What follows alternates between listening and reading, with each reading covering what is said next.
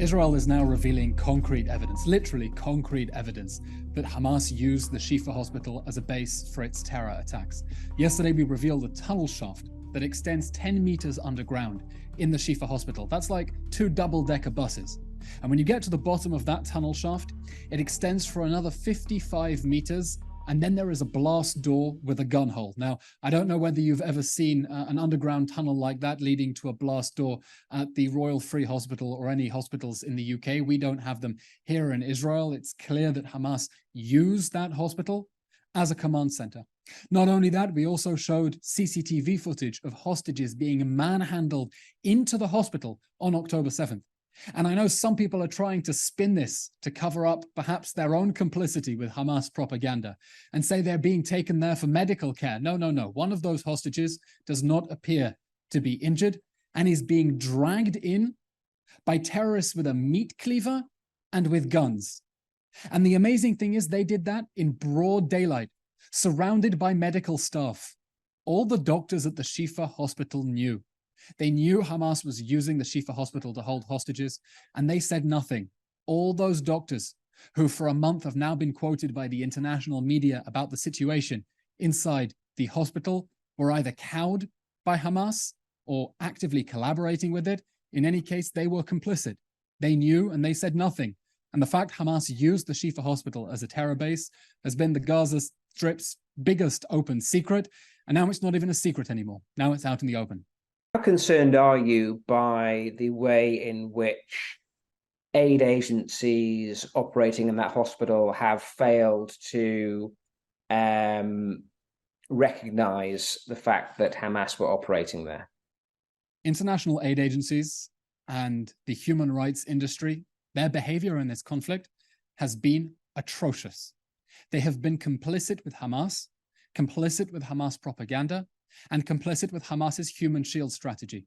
It is astonishing the lengths to which Israel is going to prove that Hamas used that as a terror base, while international agencies still refuse to condemn Hamas using that hospital as a terror base, while continuing to tweet all sorts of nonsense that pins the blame on Israel, as if Israel woke up one morning and decided it wanted to take pot shots at a hospital instead of targeting the terror infrastructure under that hospital, after spending a month urging people to get out of the way because we don't want to see civilians being hurt. So the Red Cross, the World Health Organization, we hold them all complicit with Hamas's human shield strategy. And I'll say, we've been failed by these institutions. But we hope that countries around the world understand just how poorly they have been served. By institutions that are failing to do their jobs. You know, David, it's really hilarious when you think about it. The World Health Organization was in the Shifa hospital over the weekend to complete a risk assessment. At no point in that risk assessment did they mention that IDF soldiers were literally outside digging up evidence of Hamas terror tunnels at the same time. At no point in that risk assessment did they mention that Hamas had been using that hospital to store hostages. The fact the United Nations has not condemned Hamas's abuse of hospitals is outrageous. And I'll tell you one thing. One day, in a free Gaza, after Hamas, I expect the Hamas terror tunnels to become an international tourist attraction, like the Churchill war rooms, like the Paris catacombs, and maybe the United Nations will finally admit that those Hamas terror tunnels exist when UNESCO declares them a World Heritage Site. Until then, their silence is complicity, and their silence is shameful. What is the motivation here then? Is this people on the ground being scared of Hamas, or is this some sort of anti-Israel demonization exercise? First of all, no one is free to speak their minds inside the Gaza Strip. This is an authoritarian terror regime that controls the flow of information out. They know they're not free to tell the full story. That applies to the doctors, some of whom are openly collaborating with Hamas. And it applies to the so-called freelance journalists in the Gaza Strip. There is no such thing as a freelance journalist in jihadi-controlled territory. But absolutely, there is deep institutional systemic rot in these organizations. In the Red Cross that has not been able to condemn Hamas's use of hospitals and ambulances as human shields, even though they knew. In the World Health Organization that has not been able to condemn Hamas for jeopardizing those hospitals' protected status, even though they knew. in all the UN women's rights organizations that have not said a word about the brutal rape and sexual violence and mutilation of Israeli women and girls on October 7th. We think they should all hang their heads in shame. We are disgusted by them. We expect to be let down by them, and we hope the rest of the world understands just how poorly served they are by these global institutions that are failing to do their job and have chosen to take the side of the terror group that perpetrated the atrocities of the October 7th massacre. And as we know at the moment, these aid agencies have not yet had access to any of the hostages taken by Hamas on October the 7th. In terms of hostage talks, there are some murmurs from Qatar of a deal in the next few days. What is the latest there? You'll appreciate that I can't comment on sensitive negotiations because human lives hang in the balance. The less we say, the better. But I will say the hostage crisis is very personal for every family in Israel. We're talking about 240 hostages in a small country of only 10 million people.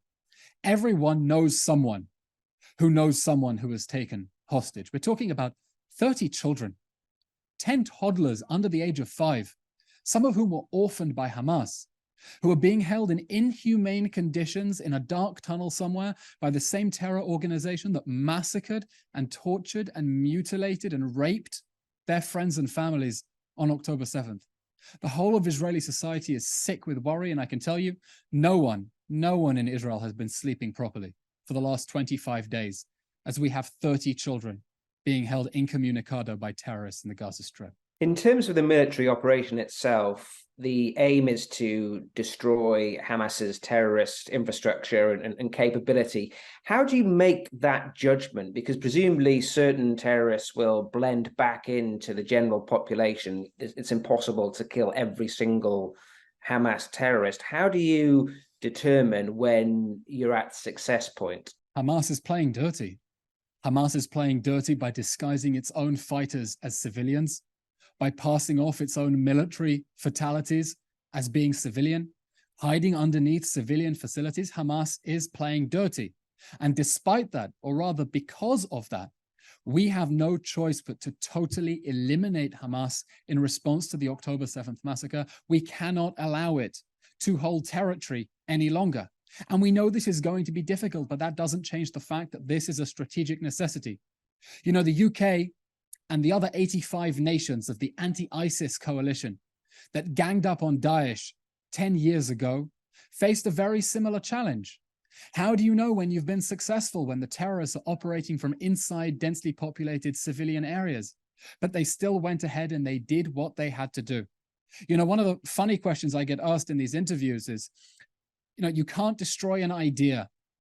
You can't defeat an idea, and you're only going to radicalize another generation of young Palestinians. And our answer to that is, look, we're not trying to destroy an idea. We're trying to deny that idea a territorial foothold from which it can direct attacks against our people. And just as 86 nations banded together to destroy ISIS, because Islamic extremism can live on, but it cannot be allowed to have a state from which to attack people, we're going to do the same. The only difference is, we're not flying halfway around the world. Our ISIS is literally in our backyard. It's meters away from people's homes, and we have to destroy Hamas so that our people can return to their homes, to the villages that Hamas ethnically cleansed, in which it committed acts of systematic extermination on October 7th, because we have to make sure that atrocities like that can never happen again. And is there any more detail on what happens afterwards as yet? There was talk about Israel temporarily taking security control of Gaza. There's been other comments coming out of the States of some sort of global force followed by the Palestinian Authority. Where do you see the future in this enclave? We're looking at several options with our international partners for the day after Hamas. I can tell you they'll be guided by 3 main principles. First, the Gaza Strip must be demilitarized.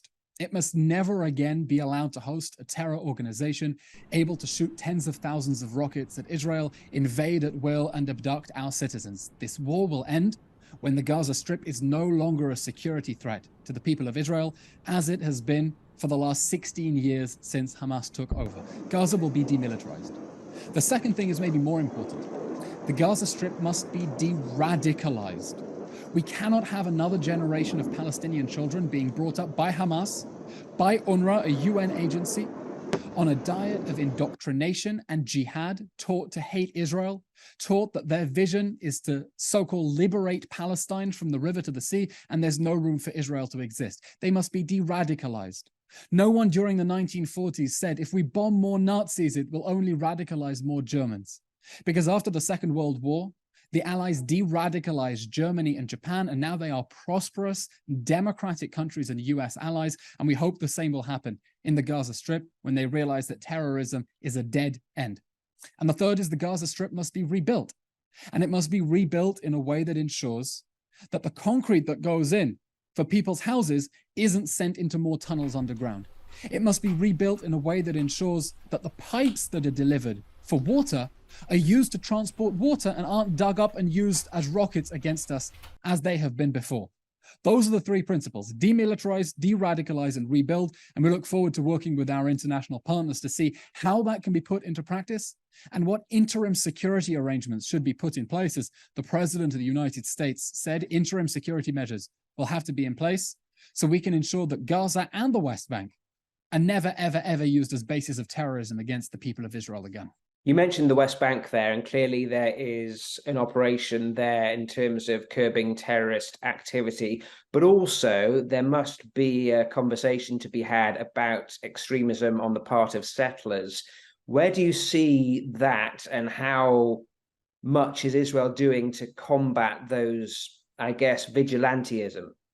The situation in the West Bank is that we entered this war with Hamas in the Gaza Strip after, I believe, the deadliest year in a long time of terror attacks emanating from the West Bank.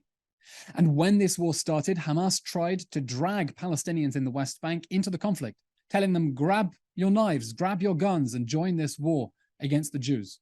So we're trying to contain that at the moment and stop this war from escalating, even though just the other day we killed the terrorists who are on their way to Jerusalem to perpetrate a terror attack there. And now, as for vigilante violence by settlers, there is obviously no excuse for that. We will not tolerate hooliganism. We will not tolerate vigilantism. Anyone trying to take the law into their own hands, that is completely unacceptable. The vast majority of the Israelis who live in the West Bank are law-abiding citizens. We have a problem with a small, radical, extremist minority that thinks that it is above the law. It is not, and that must be dealt with very firmly. We don't want to see this conflict escalating. Hamas is trying to escalate the conflict. Hamas is trying to drag Palestinians in the West Bank into the violence. Hamas is egging on Hezbollah in the north to step up its aggression against our people. We spent the last month facing rocket fire and mortar fire from Lebanon. Hamas is trying to drag them in. They're trying to drag in the Houthis in Yemen as well. But at the moment, we're focusing on the Gaza Strip. We're focusing on that important mission that has wall-to-wall unity in this country, destroying the monsters who perpetrated the October 7th massacre, the deadliest massacre of Jews since the Holocaust, and making sure that they can never, ever, ever do that again. How confident are you that there'll be more evidence in the next days of Hamas operations being revealed at Shifa and potentially other hospitals? The evidence of Hamas infrastructure under Shifa Hospital is ongoing. It's being uncovered, and I expect that not only in the days, but in the weeks and months ahead, we will continue to literally unearth the evidence of Hamas embedding itself under the Shifa Hospital. And I think that a lot of people who dug themselves in very deep, denying that Hamas had terror infrastructure under Shifa, a lot of people who are very heavily invested in denying that are now beginning to look very, very, very silly as that evidence comes to light. And people rightfully ask international agencies and officials, what did you know? If you didn't know, how did you not know? And if you knew, why did you not say anything? And why are you continuing to cover up for Hamas instead of calling it and bringing it to account for abusing hospitals for military purposes that way?